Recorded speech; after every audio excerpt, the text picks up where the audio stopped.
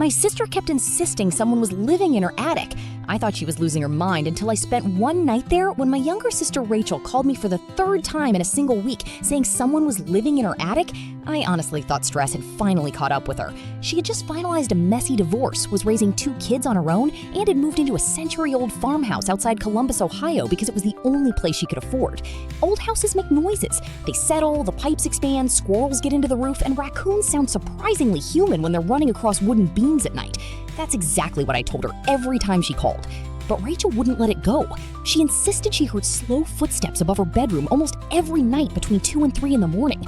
She said food occasionally disappeared from the pantry, and twice she found kitchen cabinet doors standing open after locking the house before bed. She even claimed someone had moved family photographs from one room to another while she was at work.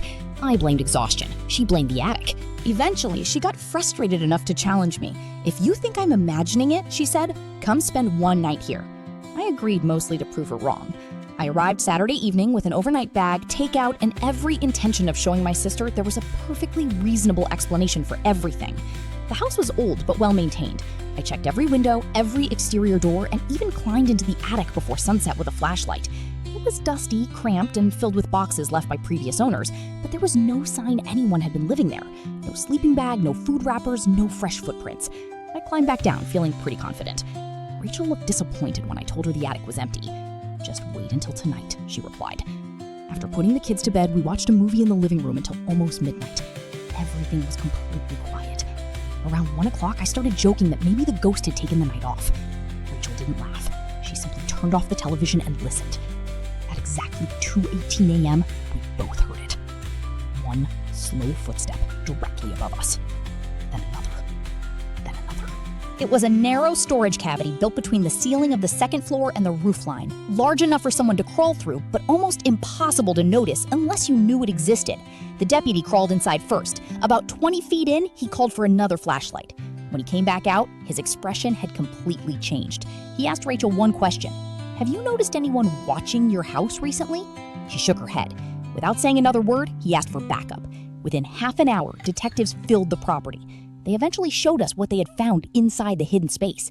There was a sleeping bag, bottled water, canned food, fresh batteries, and several changes of clothing. Someone had absolutely been living there. But that wasn't the worst part. Lined up along one wall were dozens of photographs of Rachel and her children. Some had clearly been taken through the upstairs bedroom windows. Others showed them in the backyard. One photograph had been taken inside the kitchen while Rachel was making breakfast. None of us could explain how anyone had taken that picture without entering the house. Investigators searched the hidden compartment more carefully and discovered a small vent connecting directly to the hallway ceiling below. It was covered by an old decorative grill that blended perfectly with the house. Whoever had been hiding there could hear nearly every conversation happening upstairs. Detectives also found a notebook documenting Rachel's daily routine in disturbing detail. It listed what time she left for work, what days the kids had soccer practice, when grocery deliveries usually arrived, and even how long she normally stayed in the shower each morning. The final pages contained rough sketches of every room in the house. Looking at those drawings made me sick because they were incredibly accurate. Whoever had made them hadn't just watched the family from outside. They had walked through the house while everyone was asleep. The investigation took another shocking turn when detectives interviewed the previous homeowner. He admitted that several years earlier, his teenage son had built secret crawl spaces throughout the attic while helping renovate the roof.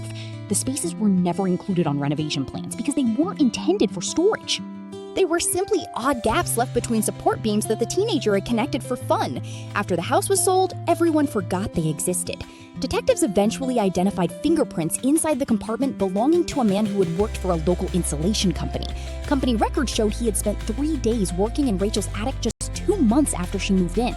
During that job, he apparently discovered the hidden crawl space and secretly copied the house key while the family was away. From that point on, he began entering the home late at night, climbing into the concealed space before dawn, and leaving after everyone went to work. The reason Rachel kept hearing footsteps only after 2 in the morning became clear once investigators reconstructed his routine. He waited until the entire house was asleep before quietly crawling through the hidden passage to stretch his legs, use the downstairs bathroom, and take food from the pantry.